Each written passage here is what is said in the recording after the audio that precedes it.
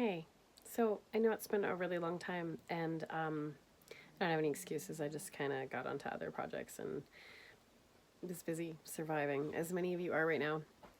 Um, no serious updates. We're still doing goats, although no one's being milked right now. We still are training our dogs, although no, it's -20, so not as much. We did go for a walk yesterday, so that was fun. We're still doing our farms, we still have chickens, we still are raising animals for meat. But I did start a couple small businesses, and so I've just been super busy working. But I just wanted to touch base today. Grocery prices haven't changed. I did, in my last couple videos last year, I did say like we're probably going to see rising prices, and a lot of people said like no, they can't possibly get higher. They did. They did. They're higher. They're much higher. Grocery prices are not rising at 2% inflation like they'd like us to believe. They're just not. So I'm here today to bring you a couple tips of just ways you can pad your grocery budget or save money. The first would be for me is try to have no waste. If you buy food and bring it home, I hope you're eating it. I just read a statistic yesterday that blew my mind. Humans in Canada, North America, but Canada specifically, waste 0.6 of a pound of food per year or per day. So that's just over half a pound of food. I mean, that's like, that's over 200 pounds in a year. That's crazy. That's crazy, right? So the average person's wasting 200 pounds of food a year. You could think, okay, well, that 200 pounds of food that I might be wasting is actually another meal. So the first thing I want to say is reduce waste. If you don't have chickens, I love my chickens. They eat everything. If you don't have pigs, I love pigs. They eat everything. If you don't have dogs you can share with. If you don't have pets you can share with, fine. The best suggestion I've ever heard for reducing food waste is to put everything that you can't eat, everything leftovers, even anything that you have food-wise that you can't finish, in a bag, okay? A freezer grade bag. Throw it in the freezer. You can add to that bag. It's going in the deep freeze. It's safe. You can keep a couple bags with dates if you like to be organized. And when the bag is full, you dump it into a crock pot with a bunch of water and you make soup. Obviously, you're going to add your whatever you have, spices or salt or fat or whatever you like to make your soups jazzed up with. But don't waste it. Just find a use for it. Leftover, my kids love leftover casserole. So if I have like meat, chicken, stuffing, just about anything, veggies, I can't think of anything else off the top of my head, but like just leftovers. My kids love leftover shepherd's pie. So we'll do like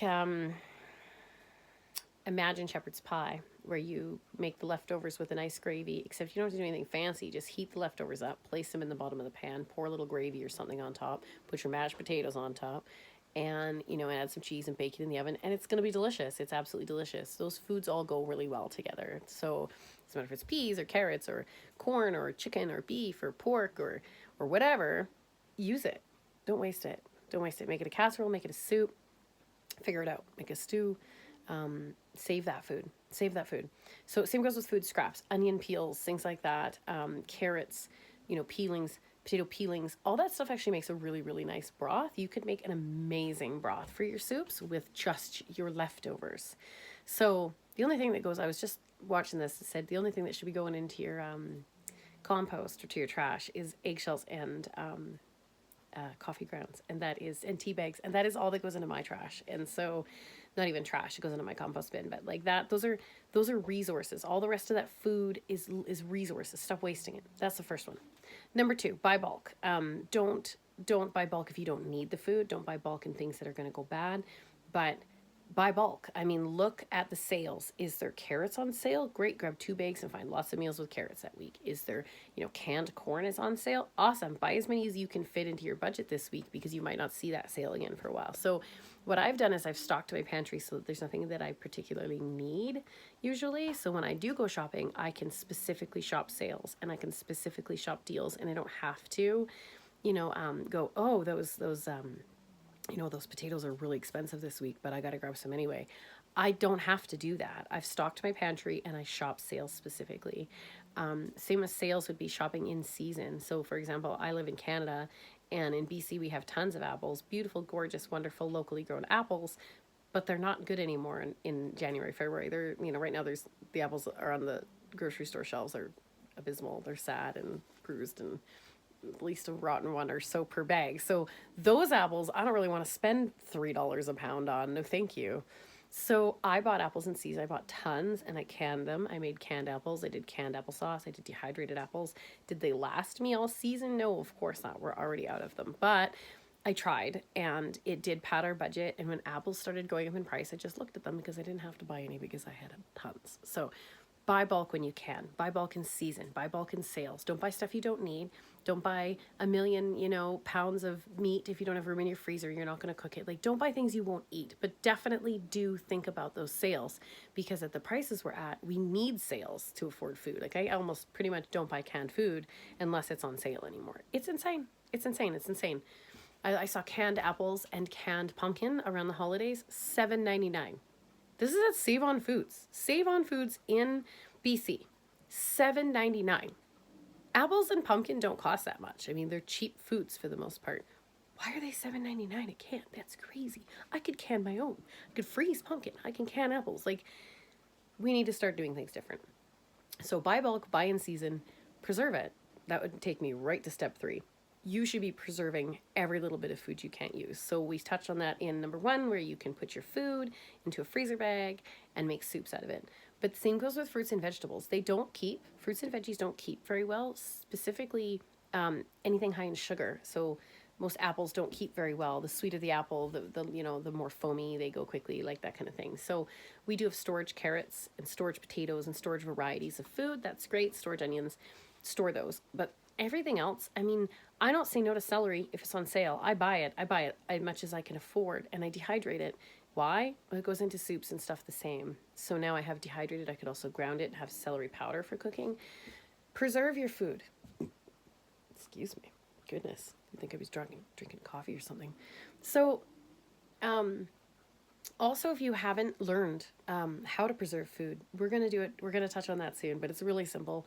Dehydrating is simple. Even if you don't have a dehydrator, you can place a tray on your oven at the lowest setting, and that is dehydrating. So there's many ways to do it if you don't have a dehydrator.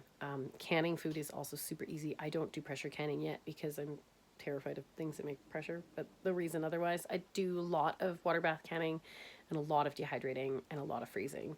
And that pretty much, if I am on it in veggie and fruit season in the summer and spring and fall, I have food all year round. I have dehydrated food I haven't even gone through from years ago. We still use it for soups and stews. And if it gets a little old, I feed it to my pigs. It's no big deal for us because there's no waste for us. But for most people, learn to preserve your food. Learn to preserve what's in season. Learn to look around at your local grocery stores and your local markets and your local farmers and see what they're growing and when it becomes available. That's when you're going to find the best deals. That's when you're going to find, I mean, our grocery store down in Ashcroft, one of our favorite veggie stores down in Ashcroft, gives away free food almost always. I mean, they have their sales, which are amazing, but they also have melons and pumpkin and stuff when it comes in season for free because there's tons of it, and they know that they have customers and they know they're not going to lose customers, so they give away free food because they can.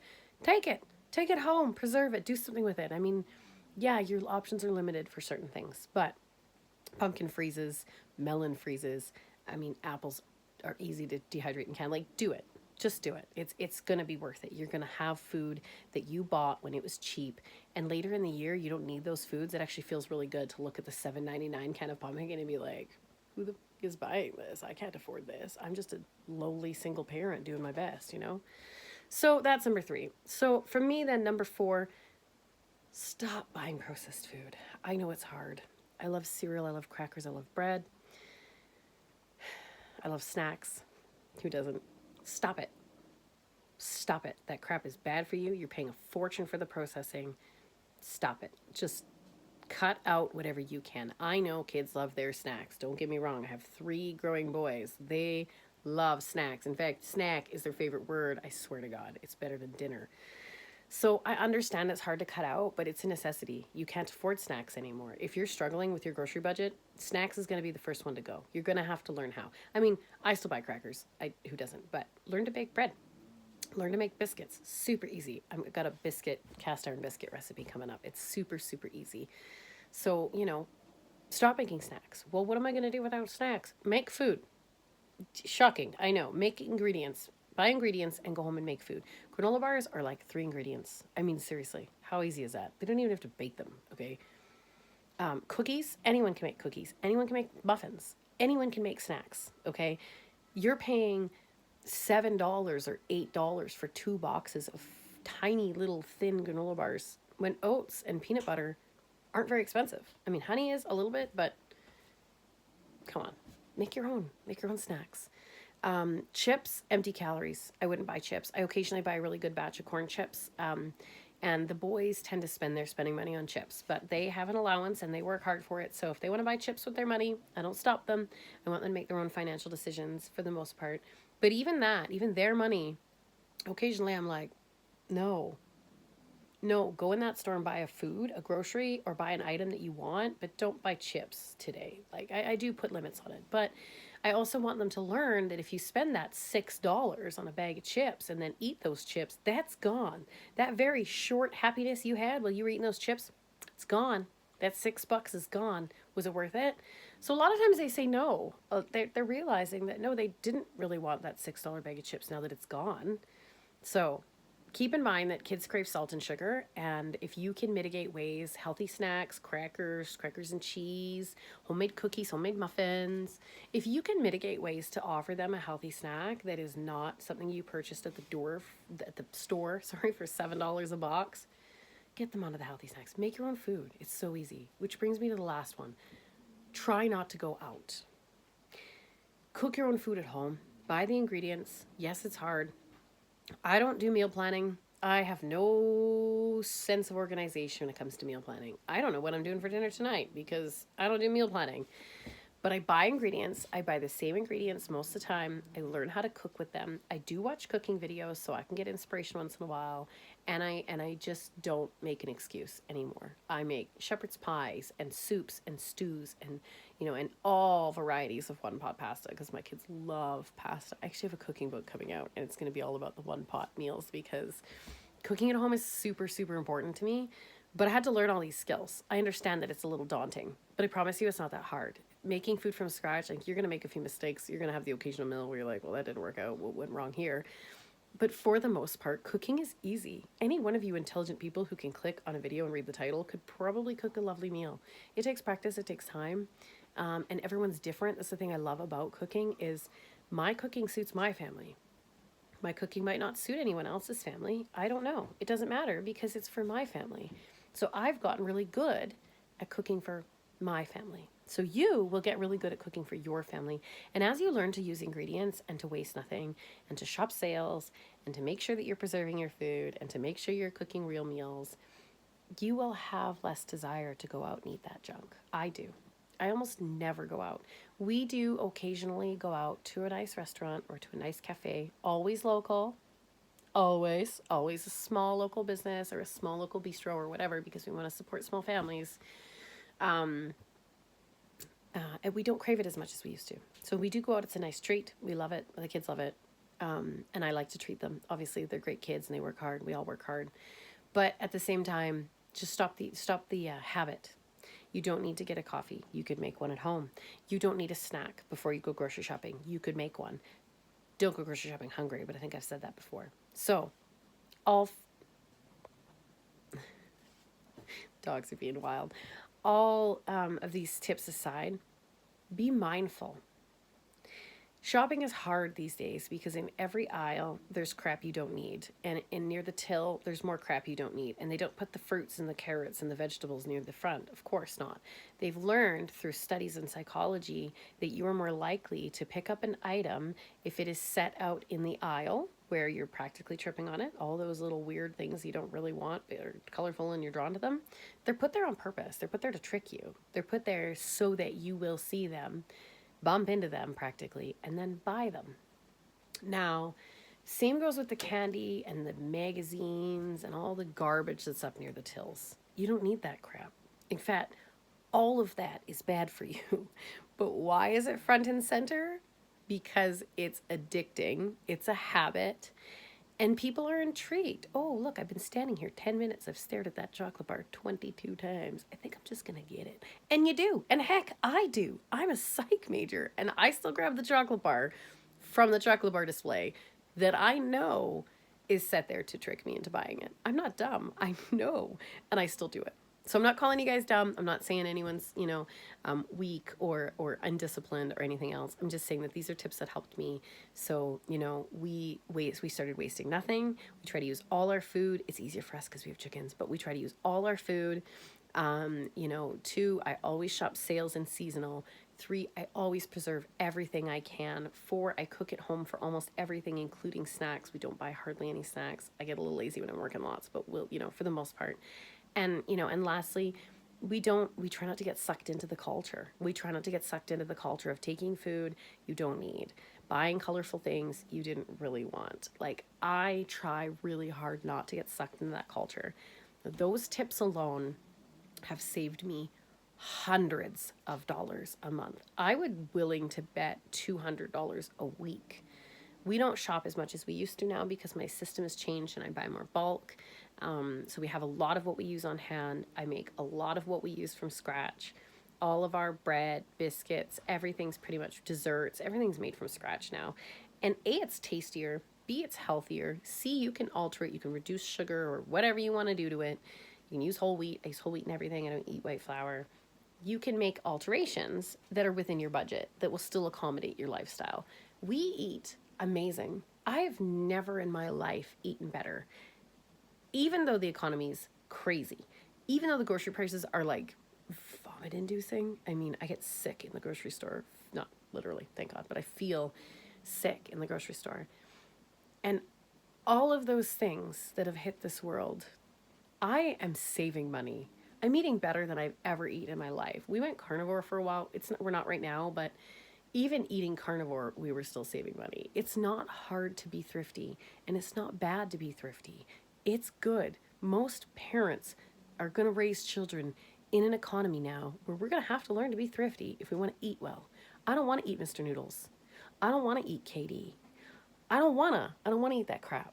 I want to eat well. I want to eat steak. I want to eat potatoes. And I want to eat homemade biscuits with gravy. And I want to eat, homemade banana bread and all this amazing deliciousness that I make every single day. And I want that for you too. I want you to stop wasting money, and I want you to go out and use your money wisely. You got $50, you got $70, you got $100. That doesn't seem like much anymore. I promise you, if you are careful and you put back the processed foods and you don't look at those treats and you just choose ingredients, you'll do okay. You'll do okay. So, one last thing I want to touch on, we're going to talk about this another day, but a lot of people don't realize that you are more likely to get a better deal overall if you purchase meat directly from the farmers.